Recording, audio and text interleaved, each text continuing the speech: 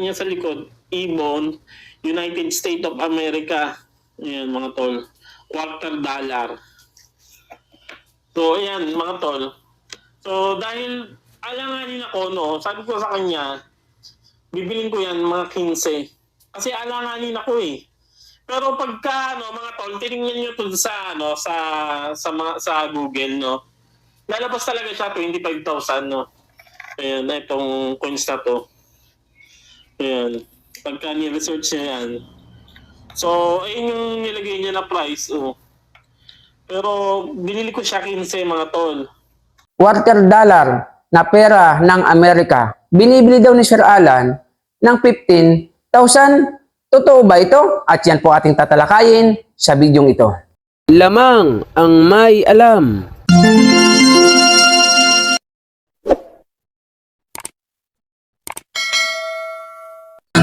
Ginto pilak ang trabaho ko. Pagpilatis ng ginto'y eksperto ko. Magandang panahon po sa inyo mga ka-More Than Treasures. So, kumusta po kayong lahat? Nawa po ay nasa mabuti kayong kalagayan at lagi pong ligtas sa anumang sakit at karamdaman. Sa video po natin ito ay atin pong pag-aaralan at himay-himayin ang isang video na naman ni Sir Alan na binibili daw niya ang $250 United States of America ng 15,000 pesos sapagkat ito daw ay 25,000 ang halaga kahit mag-search ka pa sa internet at sa Google. Ngunit bago yun, shoutout muna sa ating bagong member ng ating YouTube. Ano po, sila ay nagmiyembro, si Florencio Anthony at si Madam Mary Grace Aropo. Welcome na welcome po kayo sa ating YouTube at maraming pong salamat sa inyong pagsuporta. Nawa po sa aking mga taga-suporta dito sa YouTube, sa More Than Treasures channel, ay mag-member po kayo sapagkat yan po ay gagamitin natin para makagawa pa tayo ng mas magagandang content at makatulong din po tayo sa iba. So ngayon po ay tatalakayin na natin ang video na galing kay Sir Alan. Ano po ang sabi niya nung una? Ito po yung sabi niya nung una. Meron siyang isang coins na maliit lang pero inalok niya sa akin ng 20,000 pesos. So Mayroon daw po mayroong coins na maliit lang, inalok daw po sa kanya 20,000 pesos. Ano kaya ang coins na ito? Bakit napakamahal at maliit lang pero 20,000 daw ang alok sa kanya? Tignan po natin. Liberty, 1998, nakalagay niya, in God we trust. So, Ano daw po? Liberty, 1998, in God we trust. Nang ialok sa kanya ang Liberty, $250, 1998, ang sabi niya, ito. syempre wala tayong coin expert at hindi rin naman tayo expert sa coins, no, mga tol. Ang sabi niya, wala tayong coin expert. Hindi rin tayo coin expert, mga tol, ang sabi niya. So, kung sinasabi niya na hindi siya coin expert at wala siyang coin expert, bakit ang pamagat niya sa kanyang content sa YouTube ay ito? Coin expert, nagsalita na. Ibig sabihin, kaya ginawa mong pamagat sa iyong YouTube ay coin expert, nagsalita na, isa kang eksperto sa coins. Ngunit bakit sinasabi niya dito sa kanyang vlog, sa Facebook naman, wala daw siyang coin expert at hindi din daw po siya coin expert. Ano ba talaga ang katotohanan sa pagkatao ni Sir Alan? Sinasabi niyang coin expert. Gumawa siya ng content, ang pamagat, coin expert, nagsalita na, siya po ang gumawa niyan. Tapos sa Facebook, hindi daw siya eksperto. Ano ba talaga ang gustong paniwalaan ng mga tao sa kanya? Sa dami na po na kanyang followers, hindi pa ba malinaw na sinasabi niya siya ay eksperto? At pagdating naman sa isang vlog niya sa Facebook, hindi daw siya eksperto at wala daw po siyang coin expert. May vlog pa po yan na siya ay nabudol daw ng coins. Isusunod po natin yan. Ano ba talaga ang totoo? Pero ang sa akin, para po sa akin, ang katotohanan, wala po talagang alam yan si Sir Alan pagdating po sa coins na usapan. Alam niyo kung bakit ko ito ginagawa? ang dami na pong nagagalit sa akin kapag ako po ay gumagala pamimili ng ginto pilak at mga coins. Bakit daw sa coins sa mga Facebook, nagpaskwelyo, yung 5 piso pang golf landing, tapos yung mga 2001 at saka 1972, nagagalit sila pag hindi ko binibili. Sa Facebook daw, napakamamahal. Ano po? So hindi ko lamang sila sinasagot, ayaw ko sila lalo pang magalit sa akin. Basta ang sinasabi ko, baka po yan ang type nila, ako hindi bumibili niyan. Kumbaga man, pati kami na talagang lehitimong namimili ng mga coins ay napupulaan. Dahil sa ganitong klase ng pagbablog ni Sir Alan, sinasabi niya siya coin expert. Sinasabi na siya ay buyer. Legit na buyer. Siya daw ang legit na buyer ng mga coins. Ano po, 1972. Pati itong Liberty ay binili daw po niya ito. Ano po, itong 1998 quarter dollar. Tapos ngayon, sasabihin niya, hindi daw po siya eksperto at wala siyang eksperto pagdating sa coins.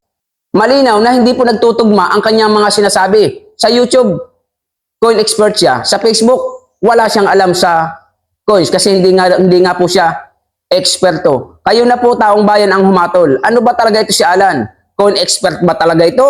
O nag-aalam, baka ito po ay kaibigan ito ng dalawang hapon si Alan. Ito nga yung kaibigan ng dalawang hapon. Si Alan. Alam niyo po ba yung dalawang hapon na magkaibigan?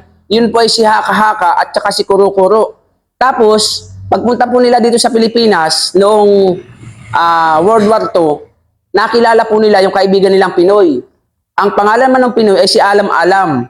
Ito po yun. Ito si Alam-Alam. Si Sir Alan Alam-Alam. Dahil sinasabi niya sa kanyang YouTube, siya ay coin expert. Pagdating naman sa Facebook, hindi siya eksperto. Wala siyang coin expert. Kaya ang ginagawa niya, nung may nagbenta sa kanya ng Liberty, quarter dollar 1998, para malaman niya ang presyo, nag-search po siya sa internet. Panoorin niyo po. So, tumingin lang tayo sa internet, no, dun sa sa Google. So, nag-research tayo, no. Tinignan natin to sa mga sa mga tinginan ng barya sa Google, no, mga tol. May mga price naman na nakalagay doon. Malinaw po ha. Dahil siya hindi po niya alam ang tunay na presyo at inaamin niyang hindi siya eksperto sa coins, nag-research po siya. Doon siya umasa para kumuha ng presyo sa Google. Saan ka nakakitang buyer ng coins na pag nagbenta sa iyo ang customer mo mag-search muna para malaman ang presyo? Wala pong ganyan. Ako gumagala, Luzon, Visayas at Mindanao, 15 years na po. Kahit saan tayo magpanagpo, kahit saan tayo magpangita, kahit ang dala mong coins. Basta yan ang hinahanap kong coins at binibili ko. Hindi ko kailangan mag-search at anumang oras pag binigyan mo ko niyan, babayaran po kita niyan. Panoorin niyo po ang lahat ng ating video sa ating YouTube. Lahat ng coins na in-upload ko at nabibili ko at sinabi kong binibili ko, dalhan niyo ako anytime, walang search, walang usapan, walang subscribe. Hindi mo kailangan mag-follow, hindi mo kailangan mag-share, hindi mo kailangan mag-like at mag-comment. Basta yan yung coins na sinasabi kong binibili ko, automatic on the spot, babayaran ko po. Yan ang tunay na eksperto at tunay na coin buyer. Ngunit ito si Alan, nang hindi niya alam ang coins na inalok sa kanya, quarter dollar lang, 1998, United States of America, hindi niya alam ang presyo, umasa pa sa Google. Sobrang eksperto talaga nito ni Alan. Tignan niyo po, nung mag-search siya sa Google, magkano kaya ang presyo? Tignan niyo po kung magkano presyo daw sa Google. Tingnan ko, mga tol, dito sa sa coins na to, nakalagay nga doon mga tol sa Google, no. Nakalagay nga doon 25,000 pesos. Etong Liberty 1998. Nakakagulat yung price niya. Ito bubuksan natin mga tol. Nakalagay doon sa nagulat kasi ako nung inalok niya. Sabi niya 20 daw. Nang i-search daw niya sa Google, sa internet, ang nakalagay daw na price doon ng quarter dollar United States of America 1998 ay 25,000 pesos. Kahit i-search nyo daw po, pinagpipilitan niya. Kahit i-search nyo sa internet, sa Google, nag-search ako sa Google, napanood nyo naman, ang lumabas daw na presyo ay 25,000 pesos. Kaya nagulat daw siya sa presyo dahil 25,000 pesos ang nakalagay. Ang tanong, gaano katotoo ang sinasabi niya na ang quarter dollar ay 25,000 pesos ang halaga? Quarter dollar, United States of America, 1998. Pag sinabi pong quarter dollar mga kamordan treasure, usapang coins, ang katumbas po niyan sa $1 ng Amerika ay 4 na pirasong quarter dollar. Pag yung 4 na pirasong quarter dollar ay binuo mo, equivalent of 1 US dollar. Kung sa pera po natin, yang pong yung quarter dollar ay katumbas lamang ng 25 centavos, yung 4 ay piso. Sa dollar naman, yung 4 ay $1, yung isa ay quarter dollar. Ngunit ang sabi niya, 25,000 pesos. Magkano lang ngayon ang $1? 58 something. Ano po? 58 plus. Sarado na natin na 59 ang $1 ngayon ng US. Pero bakit quarter dollar lang? 25,000 pesos. Kahit pa po yung quarter dollar niya, ay maging sinauna. Hindi po yan papalo ng 25,000 pesos. Tandaan niyo po yan. So, malinaw na ang kanyang presyo ay inaasa niya lamang po sa Google at malinaw pa sa sikat ng araw. Hindi totoo yung sinasabi niya na siya ay coin expert. Ano po? Bandang huli bumabawi eh. Nilagay niya sa Facebook, hindi daw siya coin expert. Wala daw siyang coin expert. Ano ba talaga ang gusto niya palabasin sa tao? Dapat patunayan niya sa tao, sa dami po nang naniniwala sa kanya sa Facebook. Sa YouTube po, wala eh. Tinignan ko po YouTube niya. Wala, laglag po ang YouTube niya. Ano po? Pero sa Facebook, ang dami niyang taga-follow. 2 million na po. Sa dami nang naniniwala sa kanyang kakayahan, na sinasabi niyang siya eksperto, sinasabi niya na siya ay buyer, kuno. Dapat patunayan niya po ito sa YouTube, sa Facebook din, o kahit saan pang social media, kahit sa YouTube, kahit sa Facebook. Patunayan niya na siya ay eksperto sa coins at patunayan niya na siya talaga ay buyer ng mga binibili niyang coins. Dapat po sagutin niya ang ating mga katanungan. Dahil ako sisiguraduhin ko sa inyo, kapag sinagot ni Sir Alan itong aking video at sinabihan niya na ako'y mali, hahamunin ko talaga yan. Ano bang usapang coins ang gusto niya? Ilatag natin sa social media. Patunayan natin kung talagang sino ang tunay na eksperto sa coins. 15 years na po ako, remember ha? Take note. Gumagala po ako, dumadayo ako, Luzon, Visayas at Mindanao. May kasama akong tauhan ko. Yung tauhan ko, siya ang umaasa sa akin. Hindi ako umaasa sa tao ko para sa mga usapang binibili ko. Ano po? So siya kumukuha pa ng coin expert sa Google pa. Maganda yung susunod na video. Kukunin ko po ang video niya susunod. So tandaan po natin, 15 years ako namimili ng ginto pilak. Ay siya, ilang taon pa lamang siya nagbablog. Diyan pa lang siya nagsimula sa pangongolekta ng coins. Sa pagiging vlogger po niya. Ako, hindi pa ako vlogger. Ako ay ginto pilak ang trabaho. Specialty po namin ng coins. Kaya nga ako natutong mag-vlog dahil nakikita ko yung ibang vlogger, napakalayo sa katotohanan. Bakit akong kabisado ko ang usapang yan, hindi ako mag-vlog. Kaya po ako ay natutong mag-vlog. So nung makita niya po na 25,000 ang presyo ng quarter dollar, magkano niya naman binili yung quarter dollar na inalok po sa kanya? Panoorin niyo po. Niya sa likod, Ibon, United States of America. Ayan mga tol, quarter dollar. So ayan mga tol. So dahil alanganin ako, sabi ko sa kanya, bibilin ko yan mga 15. Kasi alanganin ako eh. Pero pagka mga tol, tinignan niyo to sa sa Google, lalabas talaga siya 25,000, Ayan, itong coins na to. Ayan. Pagka ni-research niya yan. So, ayun yung nilagay niya na price. Pero, binili ko siya 15 mga tol.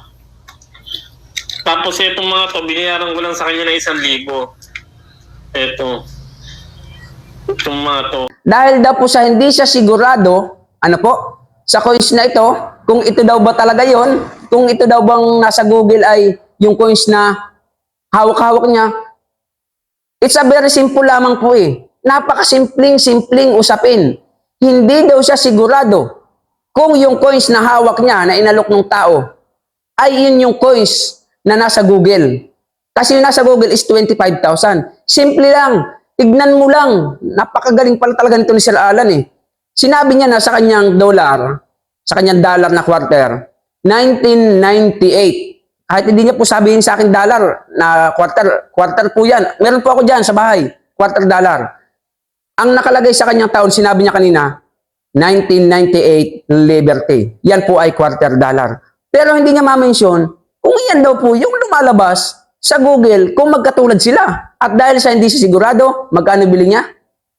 15,000 pesos. Binili daw po niya ng 15,000 pesos ang ganyang coins. At ito pa po yung kasunod. Itong mga to. Kasi hindi ko to alam eh. Tsaka nung tinignan ko to sa Google, mura lang ang mga presyo niya. So ayan, binili ko na ng 16,000 pesos to mga tol. Itong coins na to. So ngayon, baka meron kayong ganito. O mataas pa na ang value nito mga tol. So bibili natin yan. Pakilapag nyo na lang sa... Patuloy pa din daw po siyang bumibili ng ganitong coins. Kaya sa sino man daw merong hawak na ganyang quarter dollar, bibilhin daw po niya yan. Okay? Take note sa mga nanonood, Kamordan Treasures. Baka meron kang quarter dollar dyan. I-alok nyo na kay Sir Alan. Bibilihin niya ng 15,000. Ako, uulitin ko, Sir Alan. Hahamunin ulit kita sa social media na. Bayaran mo ang quarter dollar ko. 15,000 pesos ang sabi mo. O bibigyan na kita ng partida. Ha? Para hindi ka mahirapan.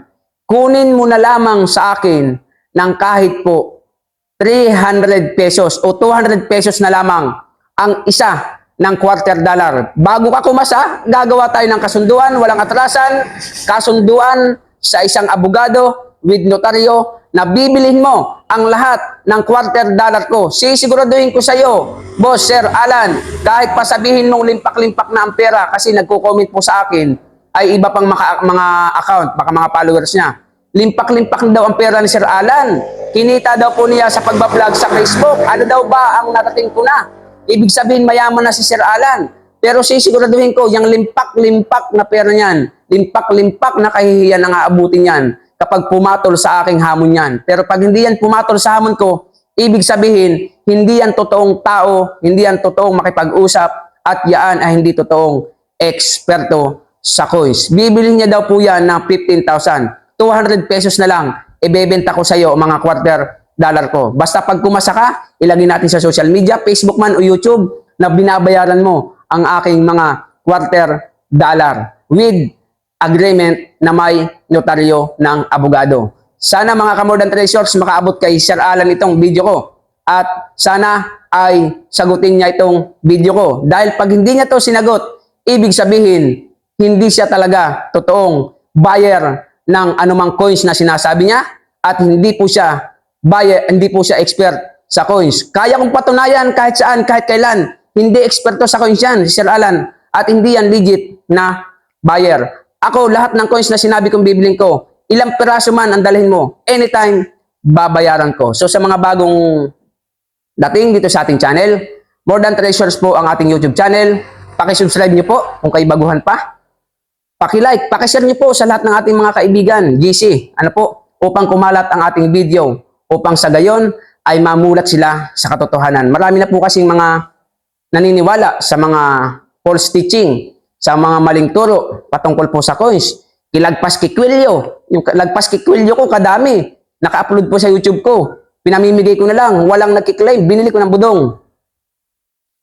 Nahirapan nga kami kainin yung budong. Binili ko talaga ng budong ko yun. Hindi ko na lamang ibinidyo, yung iba pinabaon ko sa anak ko. Sa mga sumusuporta sa aking channel, noong bago pa lamang ako at hanggang ngayon, I'm proud of you po sa inyong lahat. Maraming salamat po. At sa mga baguhan pa, maraming salamat po. Tuloy-tuloy niyo po akong suportahan sapagkat uulitin ko po sa inyo mga Kamordan Treasures, sa lahat ng sumusuporta sa akin, hindi ko po kayo ipahihiya pagdating sa usapang itinuturo natin. Anytime, anywhere, kaya nating patunayan. Eksperto po tayo pagdating sa ginto at coins dollar. Ano po? Maraming salamat. See you on our next video. God bless po.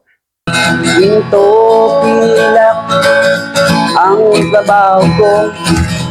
Pag pilatis ng ginto, eksperto ko. Kung sa mga kabisado ko, alam ko ang peke at totoo. Ako ay isang asayap ng ginto. Alam ko ang tunay at totoo. Kung usapan ay alas lang, yan ay kaya nating patunayan.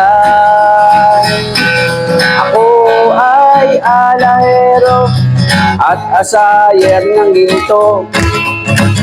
Alam ko ang tunay at totoo. Walang maitatago kung usapan ay ginto, pagkat ang alahero'y eksperto sa ginto. Mayroon ngayong bagong pauso, mahal daw ang bariyang 10 piso. 2001. Ang iba naman ay 5 piso. Ang iba ay 20 peso, lagpas kwelyo. Kung sila'y inyong tawagan, chat mo at kahit reply wala man lang, pagkat ito ang katotohanan. Sa usapang barya, sila'y walang alam. Ginto pilak ang trabaho ko, pagpilatis ng ginto'y eksperto ko. At kung sa mga tatak ay kabisado ko, alam ko ang peke at totoo. Ako ay isang asayer ng ginto. Alam ko ang tunay at totoo. Walang maitatago kung usapan ay ginto, pagkat ang alahero'y eksperto sa ginto. May mga taong akala mo ay may alam, sa pagkilatis ng ginto ay nakikialam, ngunit ang kanilang ginagawang paraan ay napakalayo na sa katotohanan. Ginto pilak ang trabaho ko, pagpilatis ng ginto'y eksperto ko. Kung sa mga katak ay kabisado ko, alam ko ang peke at totoo. Ako ay isang asayer ng ginto. Alam ko ang tunay at totoo. Kung usapan ay alahas lang, yan ay kaya nating patunayan. Ako ay alahero at asayer ng ginto. Alam ko ang tunay at totoo. Walang maitatago kung usapan ay ginto, pagkat ang alahero'y eksperto sa ginto. Ginto pilak ang trabaho ko, pagpilatis lang ginto'y eksperto ko. At kung sa mga tatak ay kabisado ko, alam ko ang peke at totoo. Ako ay isang asayer ng ginto. Alam ko ang tunay at totoo. Walang maitatago kung usapan ay ginto, pagkat ang alahero'y eksperto sa ginto. Pagkat ang alahero'y eksperto sa ginto.